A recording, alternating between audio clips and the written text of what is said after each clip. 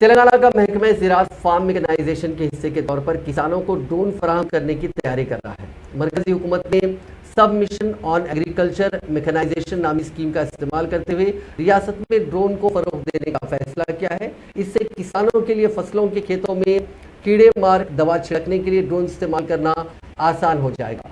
किसान ड्रोन का इस्तेमाल फसलों की पैमाइश और ज़मीनी रिकॉर्ड को डिजिटाइज करने के लिए किया जाएगा। महकमा ज़राअत 2022-23 के बजट में मख्तस करदा 500 करोड़ रुपए के फंड्स के साथ इन ड्रोन्स को फराहम करने के लिए तजावीज़ तैयार कर रहा है।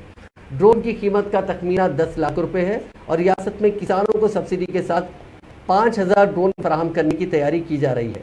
SC, ST, BC और दीगर तबकात को सब्सिडी वाले ड्रोन फराहम करने का फैसला किया गया है। सब्सिडी वाले ड्रोन फराहम करने से ये टेक्नोलॉजी आसानी से दही इलाकों में फैल जाएगी। ये ड्रोन रियासत की तरफ से शुरू की गई यंत्र लक्ष्मी स्कीम के तहत के साथ ज़राई मेकनाइजेशन सबमिशन RKVY और दीगर स्कीमों के तहत दस्तयाब करवाए जाएंगे। किसान सोसाइटियों, FPOs और दही नौजवानों को ड्रोन्स